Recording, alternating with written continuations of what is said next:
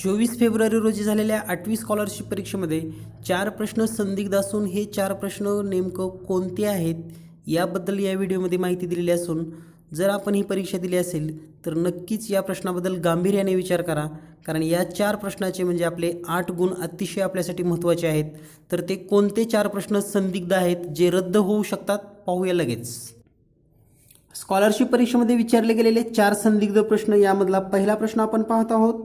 या ठिकाणी पहा, 452 मीटर लांबी व 322 रुंदी असलेल्या आयताकृती बागेच्या बाहेरील बाजूला लागून 11 मीटर रुंदीचा रस्ता तयार केला तर त्या रस्त्याचे क्षेत्रफळ किती चौसेमी असेल.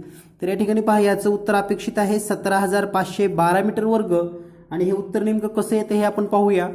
तर या ठिकाणी पहा, ही बाग आहे, बागेची लांबी आहे 452, रुंदी आहे 322. या बागेभोवती 11 मीटर लांबीचा रस्ता तयार केल्यानंतर हा मोठा आयत तयार होतो ज्याची लांबी आहे 474 मीटर आणि रुंदी आहे 344 मीटर. या ठिकाणी मोठ्या आयताचं क्षेत्रफळ जर काढलं तर 474 गुणिले 344 1,63,056 मीटर वर्ग. लहान आयताचं क्षेत्रफळ काढलं तर 452 गुणिले 322 1,45,544 मीटर वर्ग. आणि या दोन्हीची बेरीज केल्यानंतर तुम्हाला मिळेल 17,512 मीटर, जे की ह्या रस्त्याचं क्षेत्रफळ आहे.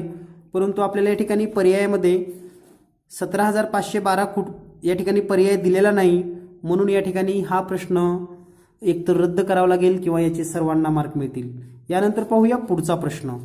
पुढचा संदिग्ध प्रश्न आपल्याला या ठिकाणी दिलेला आहे.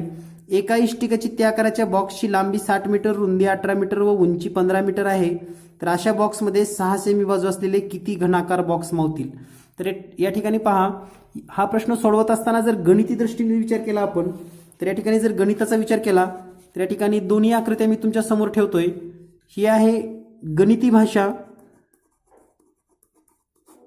आणि ही आहे व्यावहारिक. तर पहा, गणिती भाषेमध्ये काय असतं, एकूण घनफळ छेद एका बॉक्सचं घनफळ म्हणजेच 60 गुणिले 18 गुणिले 15 छेदामध्ये 6 गुणिले 6 गुणिले 6, तुम्हाला उत्तर मिळतं 75 बॉक्स. व्यावहारिक ह्याच्यामध्ये असा पुन्हा विचार करावा लागतो की याची उंची आहे 15 मीटर. उंची किती आहे, मग 6 मीटरपर्यंत एक बॉक्स बसला, दुसरा 6 मीटरपर्यंत एक बॉक्स बसला, वर राहिलं 3 सेमी. तर 3 सेमीमध्ये बॉक्स बसू शकत नाही, म्हणजे याची उंची आपल्याला जास्तीत जास्त 12 सेंटीमीटरपर्यंतच घ्यावी लागणार आहे. म्हणजे 60 गुणिले 18 गुणिले 12 केलं आणि छेदामध्ये 6 गुणिले 6 गुणिले 6 लिहिलं तर याचं उत्तर येतं 60 बॉक्स. तर व्यावहारिकदृष्ट्या या ठिकाणी 60 बॉक्स बसतात, गणिती भाषेमध्ये 75 बॉक्स बसतात. नेमकं परीक्षा मंडळाला काय अपेक्षित आहे याची आपण वाट पाहूयात, कारण हा नक्कीच संदिग्ध प्रश्न आहे आणि याचे दोन्ही पर्याय या ठिकाणी दिलेले आहेत, 60 बॉक्स आणि 75 बॉक्स. यानंतर पाहूया प्रश्न क्रमांक 3. प्रश्न क्रमांक 3 आहे समभुज त्रिकोणासंबंधी. समभुज त्रिकोणाची बाजू 12 सेमी आहे, त्या त्रिकोणाची लंब उंची किती असेल. हा जर प्रश्न पाहिला तर अतिशय सोपा प्रश्न आहे. या ठिकाणी पहा, समभुज त्रिकोणाची उंची बरोबर वर्गमुळात 3/2 गुणिले बाजू म्हणजेच वर्गमुळात 3/2 गुणिले 12 बे बेसक्की 12. या ठिकाणी उत्तर आलेलं आहे 6 वर्गमुळात 3. आता हेच 6 जर वर्गमुळामध्ये घेतलं तर 6चा वर्ग 36 होतो, म्हणजेच 3 गुणिले 36 108 सेमी. म्हणजे आपल्याला 2 उत्तर मिळतात, 6 वर्गमुळात 3 सेमी, 118 वर्गमुळात 3 सेमी. आणि हे दोन्ही उत्तरं या ठिकाणी आपल्याला दिलेली आहेत. पर्यायामध्ये 6 वर्गमुळात 3 सेमी, या ठिकाणी 4 नंबरचा पर्याय आहे वर्गमुळात 108 सेमी. परंतु या ठिकाणी 2 पर्याय निवडा अशी कोणतीही सूचना दिलेली नाही आणि 2 पर्याय सारखे दिलेले आहेत. तर पाहूया हा प्रश्न आयोग कॅन्सल करतो की सर्वांना मार्क देतो. यानंतर पाहूया चौथा प्रश्न. चौथा प्रश्न आहे या ठिकाणी 60 मीटर लांब, 40 मीटर रुंद व 5 मीटर खोल अशा खड्ड्यातील काढलेली माती 1 किलोमीटर लांब व 40 मीटर रुंद रस्त्यावर पसरवली तर मातीचा जो काही थर असणार आहे त्याची जाडी किती असेल. तर हा प्रश्न जर आपण या ठिकाणी पाहिला तर सूत्राचा जर वापर केला तर आपण या पद्धतीने हा प्रश्न सोडवू शकतो. मातीची जाडी बरोबर खड्ड्याचे घनफळ छेदामध्ये रस्त्याची लांबी गुणिले रुंदी म्हणजे 60 गुणिले 40 गुणिले 5 छेदामध्ये रस्त्याची लांबी 1 किलोमीटर म्हणजेच 1000 गुणिले 24.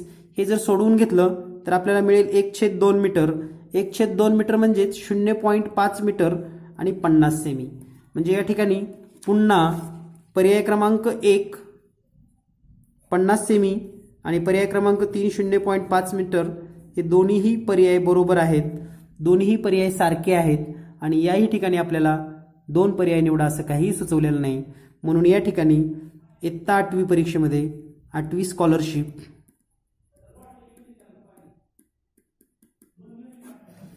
4 प्रश्न संदिग्ध आहेत.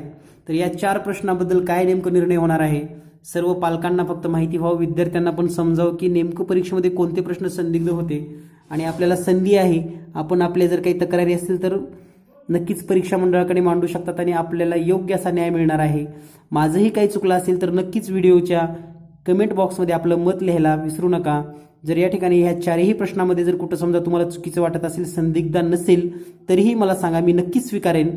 कारण या ठिकाणी मीही चुकू शकतो ही जर भावना तुमच्या मनामध्ये असेल तर या जगामध्ये प्रत्येक गोष्ट सुधारण्याची संधी असते आणि या ठिकाणी सुद्धा परीक्षा मंडळ आपल्याला नक्कीच योग्य असा निर्णय घेऊन सर्वांच्या हिताचा असा या ठिकाणी निर्णय होईल. आणि या 4 प्रश्नाबद्दल मात्र नक्की काही ना काही निर्णय घेणं गरजेचं आहे. धन्यवाद. थँक्यू.